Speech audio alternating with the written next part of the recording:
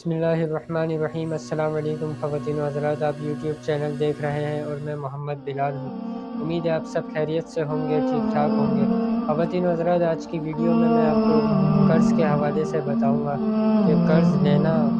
اور اس کی ادائیگی میں ہمیں کس چیز کا خیال کرنا چاہیے کہ کوشش تو ہم یہ کریں کہ ہمیں قرض لینے کی ضرورت ہی نہ پڑے۔ ہمارا کوئی بھی ایسا کام ہے یا کوئی ہمیں چیز لینی ہے تو ہم کوشش کریں کہ قرض لینا نہ پڑے، ہم اپنے ذاتی پیسوں سے اس چیز کو لے لیں، خرید لیں، کہ ہم اپنے خرچوں میں تھوڑا سا اپنے جو ہمارے خرچے ہیں، جو اخراجات ہیں، اس کو تھوڑا بہت کم کر دیں اور اس میں سے پیسہ بچانا شروع کر دیں کہ ہم پیسہ جمع کرتے کرتے کچھ ٹائم کے بعد وہ چیز ہم اپنے ذاتی پیسوں سے لے لیں، قرض لینا نہ پڑے۔ اگر ایسا ہو جائے کہ کبھی کوئی چیز ہمیں ایسی لینی ہے لیکن قرض اس کے لیے لینا ضروری ہو گیا ہے، بہت زیادہ ہی ضروری ہو گیا ہے قرض لینا، تو پھر لے لیں۔ لیکن ہمیں قرض لینے میں ایک چیز کا یہ خیال کرنا ہے خواتین و حضرات کہ وہ قرض جو ہم نے لیا ہے وہ قرض ایسے کام کے لیے نہ ہو جو کام اللہ کو ناپسند ہے، کیونکہ ہمارے نبی رسول اللہ صلی اللہ علیہ وسلم نے ارشاد فرمایا ہے، اللہ تعالیٰ مقروض کے ساتھ ہیں، جن کے اوپر قرض ہوتا ہے، جو قرض دار ہوتے ہیں، اللہ ان کے ساتھ ہیں یہاں تک کہ وہ قرض ادا کریں، بشرطے کہ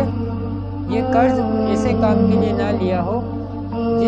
جو کام اللہ کو ناپسند ہے۔ اب خواتین حضرات، شادی کا موقع آتا ہے، ایک لڑکے کی شادی ہے، اب اس کے پاس اتنا پیسہ ہے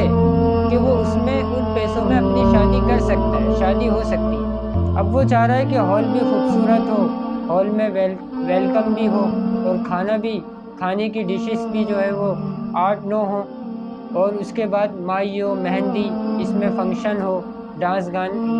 ہو، گانے ہوں، ڈانسر بھی آئیں، وہ ڈانس کریں، اور اسی کے ساتھ ساتھ ساؤنڈ سسٹم ہو۔ تو اس میں خواتین حضرات اب ان کاموں کے لیے اب یہ پیسہ کہاں سے لائے گا؟ اب یہ سوچ رہا ہے کہ میں قرض لوں، اب وہ چاہ رہا ہے کہ مہندی بھی ہو جائے گی، اور اس کے اندر جو ہے وہ جو فنکشن ہوگا اور جو ڈانس ہوگا، جو ڈانسر بلائے جائیں گے ان کے پیسے، پھر جو ساؤنڈ سسٹم لگے گا اب ان ساؤنڈ والوں کے پیسے، ٹرن لگے گا اس کے پیسے، کھانا ہوگا اس کے پیسے۔ تو یہ ساری چیزوں کے لیے اب اس کے پاس پیسے نہیں تھے، ان ساری فضول کاموں کے لیے اس کے پاس پیسے نہیں تھے۔ اب اس نے کیا سوچا کہ یار میں کسی سے قرض اٹھا لیتا ہوں تو میں یہ کام کر لوں گا تو میری شادی میں سارے کے سارے کام ہو جائیں گے۔ اب خواتین و حضرات، ڈانس اللہ کو ناپسند ہے، گانے اللہ کو ناپسند، موسیقی اللہ کو ناپسند، ویلکم، فنکشن، یہ اللہ کے ناپسندیدہ کام ہے۔ اب ان کاموں کے لیے قرض اٹھا رہا ہے، اب یہ قرض اس کے لیے اتارنا بہت مشکل ہو جائے گا، کیونکہ خواتین و حضرات اس نے ان کاموں کے لیے قرض اٹھایا ہے جس کام کو اللہ ناپسند کرتے ہیں۔ اب یہ قرض اتارنا اس کے لیے اتنا مشکل ہو جائے گا کیونکہ اللہ اس کے ساتھ نہیں ہوں گے، اللہ مقروض کے ساتھ ہوں گے، یہ آپ صلی اللہ علیہ وسلم نے فرمایا، لیکن اس مقروض کے ساتھ جس مقروض نے قرض کسی سے اٹھایا اس کام کے لیے جس کام کو اللہ پسند کرتے ہیں، اس کام کے لیے اٹھایا تو اس بندے کے ساتھ اللہ ہوں گے۔ اب وہ جب قرض اتارنے کی کوشش کرے گا تو اللہ اس کی مدد کریں گے، اس کے لیے اسباب بنائیں گے، راستے نکالیں گے۔ تو یہ ہو گئی بات۔ اور دوسری بات یہ خواتین و حضرات کہ قرض تو ہم نے اٹھا لیا ہے، اب قرض دینے والے نے ہمیں قرض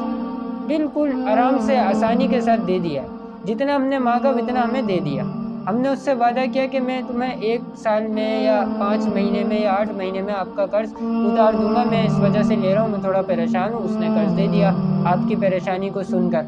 کہ یار چلو اس کا مسئلہ حل ہو جائے، میرے پاس پیسے رکھے ہوئے کس کام آئیں گے، ایک سے یہ ڈبل تھوڑی ہو جائیں گے، کسی میرے دوست کے کام آ جائیں گے، میرے بھائی کے کام آ جائیں گے۔ اس نے یہ سوچ کے دے دیا چلو ان دنوں اتنے ٹائم کے بعد میرے پاس آ جائیں گے۔ اب لینے والے کے اوپر یہ ذمہ ہو گیا ہے کہ اس نے جو تاریخ اور جو ٹائم اس کو دیا ہے نا، اس ٹائم کے اندر کوشش کرے کہ یہ قرض اتار دے۔